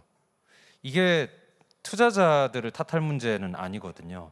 그만큼 실력이라는 그 투자자가 보는 이 회사의 실력이라는 관점에 대해서 생각을 해보시면 뭐 100억, 200억이라는 이 출자금을 가지고 더 많은 기업들에게 사실은 갈 수가 있는 영역인데 이게 좀 몰리는 경향들도 있습니다. 이거는 뭐 누구의 어떤 뭐 모럴 해저드나 누구의 뭐 어떤 편의를 위해서가 아니라 이거는 좀 그 투자자가 생각을 하는 실력과 창업자가 투자자가 투자를 할 수밖에 없도록 만드는 어떤 그 지표들 이런 것들 간의 시각에 좀 온도차가 좀 있는 부분이 있는 것 같습니다. 네, 이런 부분들도 앞으로 좀 많이 개선이 되면 좋겠고요. 다음 주제가 어떻게 될지는 잘 모르겠습니다. 근데 또 지역에서만이 좀 선보일 수 있는 사업들, 회사들, 또 팀 단계 구분하지 않고 많이 소개해드리겠습니다. 네, 감사합니다.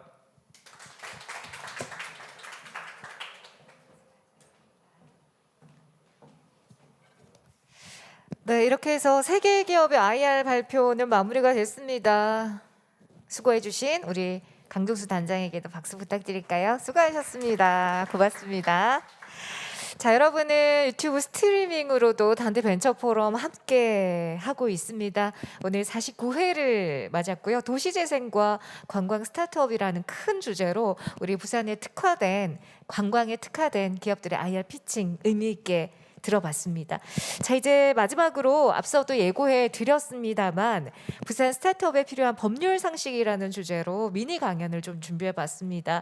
우리 스타트업 기업들 투자 체결함에 있어서 뭐 지분 구조라든지 계약 관련 유의 사항 여러 가지들 고민하는 부분들 많을 겁니다. 그래서 스타트업 투자라는 부분에 포커스를 두고 법률 상담 미니 강연 한 10분에서 한 15분 정도 청하도록 하겠습니다. 우리 법무법인 딜라이트의 지현진 변호사님 모시겠습니다. 박수로 환영해 주십시오.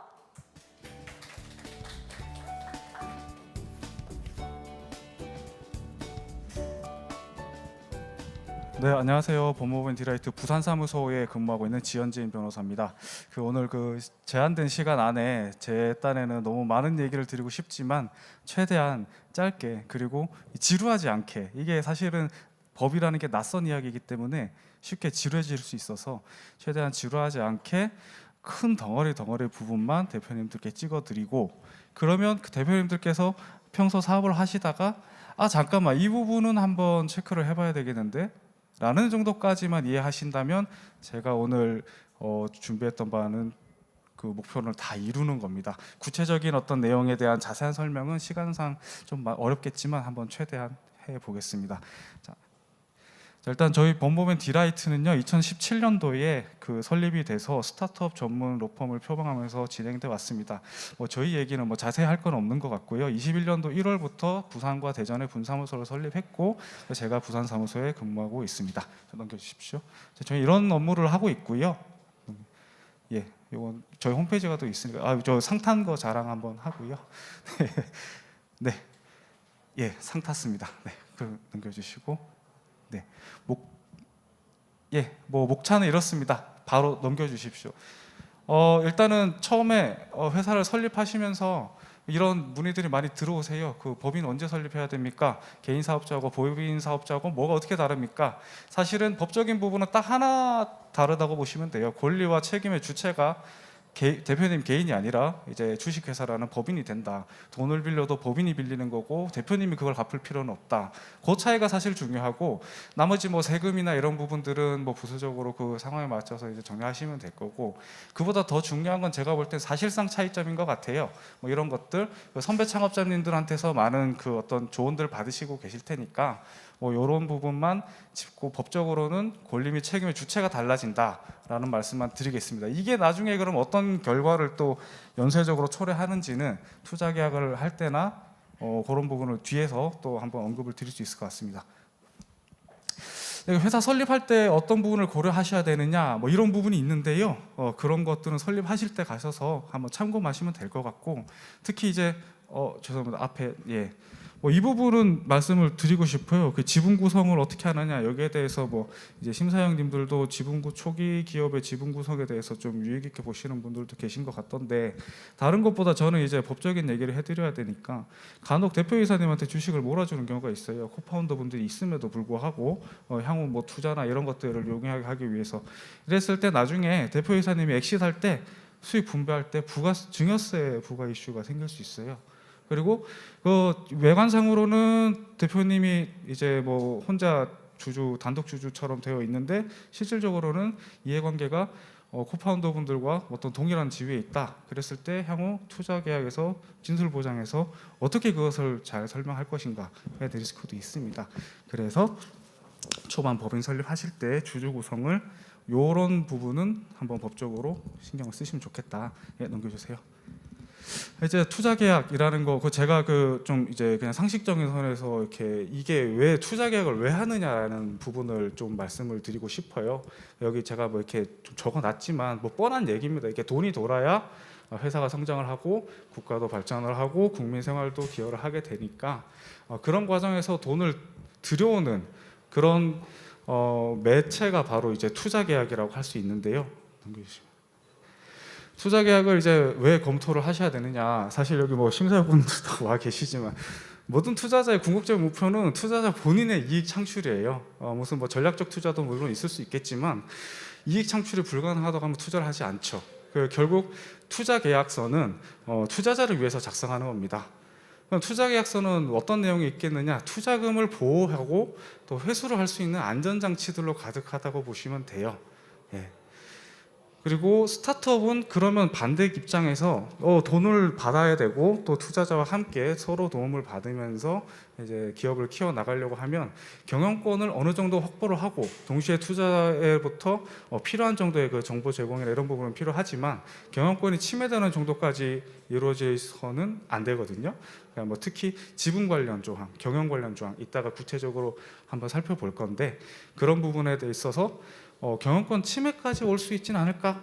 이런 부분을 한번 체크를 해보실 필요가 있겠습니다. 한번 넘겨주십시오. 요즘에는 이제 그 RCPS 그 신주 발행 그 신주 인수 방식으로 투자 계약이 많이 이루어지고 있습니다. 보통주하고의 차이는 뭐 이제 우선권, 상환권, 뭐 이제 상환권, 전환권이 있는 경우다, 뭐 이런 것이고. 이런 건 지금 뭐 다 말씀드릴 필요는 없는 것 같고 한번 텍스트 참고해 주시면 될 것 같습니다. 넘겨주십시오. 개별 조항으로 이제 투자 계약 전에 투자 방법 어떻게 할 거냐, 이해관계인이 누구냐, 기업 가치, 납입 기일, 뭐 기타 이런 사항들을 이제 아마 뭐 구두상이든 뭐 이메일이든 심사위원님들하고 이렇게 소통을 하실 거예요. 이런 부분들이 투자자들에게는 왜 중요한가? 투자자가 왜 이런 부분을 말하는가? 반대로 스타트업 입장에서는 무엇이 중요한가? 어떤 부분을 분명하게 해놓을 필요가 있는가? 뭐 여기에 대한 어떤 그 말씀을 좀 드리고 싶은 거예요. 구체적인 부분을 지금 말씀드리기가 조금 그래서 좀 아쉬운데 어쨌든 사전에 뭐 구두나 이메일로 이런저런 얘기를 했을 때 이것을 나중에 투자 계약을 받을 때 바꿀 수 있느냐, 즉 이제 계약서 작성 전에 주고받은 이야기가 법적인 효력이 있느냐에 대해서 많이 문의를 하시는데 법적인 효력은 협의의 방법이나 형식 가지고 좌우되는 것이 아니고요. 협의 내용이 이제 강제할 수 있을 정도로 구체적으로 확정적이냐를 보는 겁니다. 그래서 구체적이고 확정적인 내용에 대해서 뭔가 이제 투자자 쪽에서 이렇게 얘기가 들어왔을 때 내가 그 내용이 뭔지 잘 모르는데 그냥 아예 알겠습니다 하고 동의를 하거나 확정적으로 뭐 서명 날인을 하거나 이렇게 하는 것은 조금 법적으로 위험할 수 있다. 그렇게 생각하시면 되겠습니다. 투자 계약서를 보시면 이제 선행 조건이라는 카테고리의 조항들이 좀 있습니다. 이거는 계약 체결 후에 계약 거래가 완결될 때까지 지켜져야 될 사항들에 대해서 뭐 이런 내용들이 주로 많이 들어가는 내용들이고요. 그러니까 이제 뭐 투자를 받는다는 것이 어디 가서 돈 꼬우는 거하고는 다르잖아요. 계약서를 작성을 하고 그 이후에 실제로 투자금이 들어오기까지 신주 발행을 이제 포함을 해서 여러 가지 절차와 시간이 필요한데 그 절차와 시간 동안 이런 것들이 이루어져야 된다라는 의미에서 계약서에 집어넣는 조항입니다. 이런 의미에서 들어가는 거니까 그렇게 이해하시고 투자 계약을 이제 진행하시면 될 것 같습니다. 이제 진술 및 보장인데요.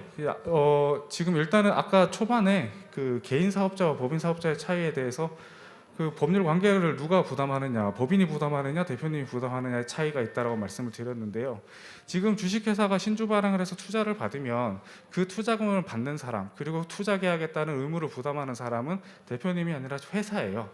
근데 투자자 입장에서는 불안하죠. 회사가 나중에 어떻게 될지 모르니까. 그래서 이해관계인을 끌어들입니다. 이제 대표님이 개인적으로도 이런 부분은 책임을 지세요 라는 취지예요. 그래서 진술 및 보장은 회사뿐만 아니라 이해관계인이 함께 진술과 보장을 하는 방식으로 구성이 됩니다. 그러면 어떤 이런 부분들을 이제 진술 보장 사항으로 주로 적는데요. 이거는 실제로 그 이제 회사가 어떤지 구체적인 상황을 잘 모르는 외부인에 불과한 투자자가 이 회사를 믿고 투자를 하려면 이 정도는 너희들이 보장을 해달라라는 맥락으로 이해를 하시면 될 것 같습니다. 네, 넘겨주십시오.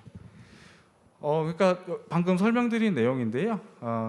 이제 진술 보장은 거래 당시 회사의 상태에 대해서 이제 진술을 기재를 합니다. 실사에서 뭐 잘 못 밝히는 사항이나 이런 것들을 하는 경우가 많고요. 여기서 진술 보장을만 했다가 나중에 허위로 밝혀지면은 이게 손해배상 문제로 정리가 되기 때문에 이해관계인으로서 진술보장에 사인을 하시는 대표님들은 어떤 의미에서 내가 이 계약서에 사인을 하는지를 좀 확인 잘 하실 필요가 있어요. 특히 이해관계인의 책임에 대해서는 이 진술보장이 허위인 경우에 본인이 뭘 잘못했을 때만 책임을 지는 것이 합당합니다. 내 잘못이 아니라 대표님 개인의 잘못이 아니라 회사의 잘못이라거나 다른 사유로 인해서 진술보장에 반하는 상황이 생겼을 때 그때는 내가 개인적으로 책임을 져라라고 하면 조금 위험한 상황이 될 수 있겠죠. 네, 넘겨주세요.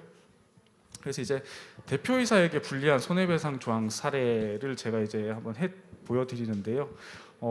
결국 그 정리를 하면 그렇습니다. 이제 이 진술 보증 같은 것들을 이제 이해관계인 대표님이 당신이 알았든 몰랐든지 간에 당신이 다 책임지세요라는 취지의 조항이에요. 잘 보시면. 그리고 심지어 제일 마지막에 보면 본조에 따른 투자기업 및 경영지배인 이제 대표이사님 이해관계인이죠. 책임이 투자자가 이걸 알고 있었을 때도 똑같이 책임을 지라는 거예요.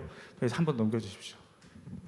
즉 이게 여기 밑에 엔타이 샌드백잉이라는 게 있는데요. 투자자도 이미 알고 있었던 사항인데 그냥 이거 구체적으로 적기 힘드니까 그냥 뭐 없는 걸로 치고 이렇게 진술보장을 서명을 하면 나중에 그것이 악용될 수 있다. 그래서 진술보장은 그냥 을에 쓰는 문구지만 매우 중요한 문구니까 꼼꼼히 한번 보셔야 된다라는 말씀을 드리고 싶고요. 예, 넘겨주세요.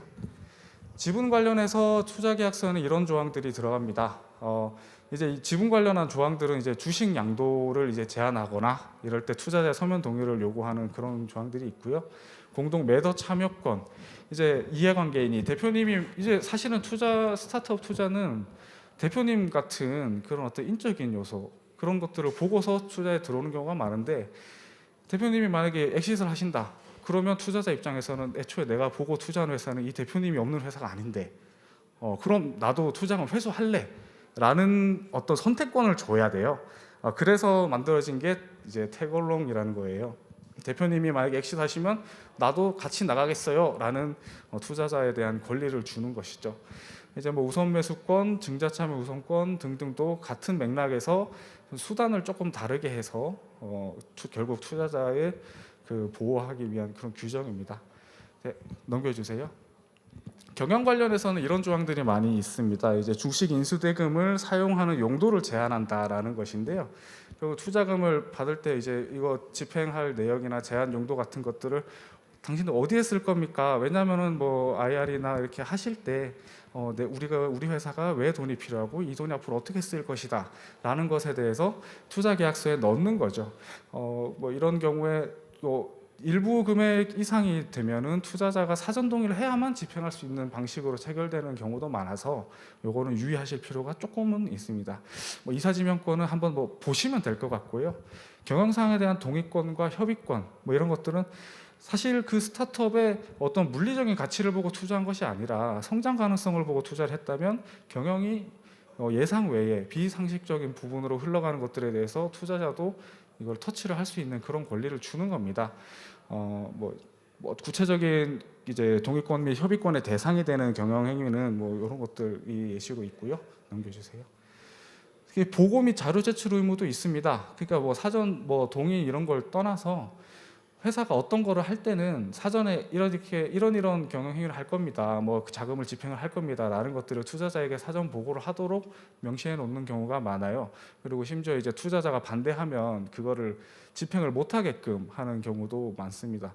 이게 경미한 사항까지 사전 보고 의무를 부담하게 되면 나중에 이게 좀 문제가 될 수 있어요. 제가 뭐 많이 좀 상담 같은 거 보는 저희 업무 처리를 해보다 보면 기업 가치는 사실은 계속 성장을 하고 초기 투자 지분 비율은 좀 희석이 되는데 당장 투자금이 커 보이니까 이걸 받으려고 그냥 무심코 허락했다가 나중에 좀 커서 생각을 해보면 그 돈 얼마 되지도 않는데 내가 이거 하는 것도 다 보고해야 되고 발목 잡히고 이게 좀 속전속결이 필요한 사업 영역에서는 조금 그런 고민들을 하시는 대표님들이 좀 있더라고요. 예, 넘겨주세요. 이런 것들은 하시면 안 된다라는 것들인데 사실 요즘에는 잘 많이 없습니다. 뭐 어느 정도 그 지금 투자자분들도 그렇고 이제 투자 받으시는 대표님들도 그렇고 어느 정도 이렇게 소통이 활성화되어 있기 때문에 초기에는 이게 독소조항인지도 모르고 그 투자자들 입장에서도 독소조항인지 모르고 뭐 저쪽에서 이렇게 하니까 우리도 한다라는 식으로 했던 경우도 좀 있는 것 같은데요. 어쨌든 지금은 크게 문제될 사안은 아니라고 생각하지만 혹시나 하는 생각에 저희가 이렇게 들여놨으니까 일단 다른 좀 몇 가지만 말씀을 드리자고 하면 아까 이해관계인에 대한 그 권리 이제 진술 보장에서도 말씀드렸지만 회사가 책임져야 될 거를 이해관계인이 책임질 때는 보통 이해관계인이 고의 또는 과실이 있어야, 즉 책임이 있어야 책임을 지는 방향으로 정리를 하시는 게 좋습니다. 그래서 이 건에서도 이해관계인에 대한 주식 매수 청구권이라는 거는 풋옵션인데 말 그대로 투자금 그거 네가 대표이사 네가 토해내라는 거나 똑같은 얘기예요. 그러려면은 대표이사가 뭘 잘못했을 때 그런 페널티를 주는 것이 사실은 공평하다고 생각을 하거든요. 그런데 현실적으로 보면 가끔 대표이사가 잘못한 게 없어도 경영 성과가 나쁘기만 해도 회사가 빌려온 돈을 대표이사 개인이 갚아줘야 되는 그런 조항들이 가끔은 보입니다. 주의하실 필요가 있고요. IPO 강제 조항은 지금 뭐 이게 뭐 현실적으로 위험한 그거는 아니고 서로 처음에는 잘해보자고 이런 조항을 넣었다가 나중에 이게 조금 위험해질 수는 있어요. 예. 그래서 잠깐만 언급하고 넘어가겠습니다. 넘겨주세요. 네, 이 투자 계약에 대해서는 이 정도 일단 말씀을 드리겠고요. 투자를 받으시다가 투자 계약서 이제 초안 같은 걸 읽어보시면 이제 이런 내용은 이런 조항은 이런 내용이구나라는 것들을 이해하시는데 조금 도움이 되셨기를 바랍니다. 그리고 이거 투자 계약 외에도 스타트업을 운영하시다 보면 평소에 무심코 그냥 선배 창업자님 이렇게 하시더라는 거 주변에 얘기 듣고 진행하는 경영 사항들이 나중에 알고 보니까 되게 사소한 실수였지만 치명적인 결과를 가져오는 경우가 있어요. 뭐 여러 가지가 있겠지만 제가 오늘 꼽아온 거는 이 1번 영업비밀하고 뒤에 인사노무 요 두 가지 정도만 뽑았는데요. 다른 것보다 평소에 저희가 법적으로 영업 비밀에 해당하려면 비밀로 관리가 돼야 돼요. 근데 그걸 모르고 관리를 안 하고 있다가 나중에 문제가 됐을 때 야, 너 영업 비밀로 관리했어? 이게 영업 비밀 맞아? 라는 질문이 들어왔을 때, 그런 공격이 들어왔을 때 방어가 잘 안 돼서 곤란한 상황들이 좀 있더라고요. 평소에 비밀은 비밀로 관리를 해주셔야 돼요. 이런 것들을 아시면 좋겠다. 다른 부분은 그냥 텍스트로 대체하겠습니다. 넘겨주세요. 자, 인사노무 부분인데요. 이것도 법정 근로시간 준수, 특히 이거는 사실 사업하시면서 회사가 또 나날이 커지다 보면은 자연스럽게 뭔가 관행처럼 굳어져 나가는 부분이 있지만 지금 법에서는 이런 거를 명시를 하고 있다. 알고는 계셔야 될 것 같아요. 이거를 이제 법적인 리스크를 여기까지 다 케어하기에는 좀 성장이 많이 필요할 것 같아서 일단 알고는 계셔야 될 것 같고, 그다음에 해고 등 제한 뭐 이런 부분이 있습니다. 5인 이상 사업장이 되면은 근로기준법에서 정한 절차에 따라서 해고를 하셔야 돼요. 그냥 마음 안 맞는다고 너 가 이렇게 해가지고 그래요 갈게요 하고 돌아선 직원이 분란을 일으키면 회사 입장에서는 대표님이 조사도 받으시러 가셔야 되고 뭐 형사처벌까지 가능한 거기 때문에 이런 부분 유의하셔서, 다른 것보다 복잡 세부적으로 막 제가 적어놓긴 했습니다만은 다른 것보다 절차를 미리 정해두시고 미리 정해둔 절차에 따라서 그 어떤 인사상 불이익을 주는 게 필요하다. 그렇게는 일단 알고 계시면 되겠습니다. 그리고 이제 10인 이상 사업장이 되면 취업 규칙을 작성하셔야 되고 신고하셔야 되고 30인 이상 사업장까지 커지면 노사협의회를 설치해야 된다라는 것까지 그까지만 말씀을 드리겠습니다. 일단 나중에 회사가 커지고 특히 뭐 지사를 설립하거나 하면 인사노무 부분에 대해서 이슈가 많이 고민이 되실 거예요. 그래서 그런 일이 생겼을 때 저희에게 연락을 주셔도 좋고, 아니면은 저희 홈페이지를 들어가 보시면은 저희 유튜브 채널도 있으니까, 디라이트 유튜브 채널도 있으니까 한번 필요하신 정보는 아마 대부분을 얻어가실 수 있을 겁니다. 네, 감사합니다. 이상 발표 마치겠습니다.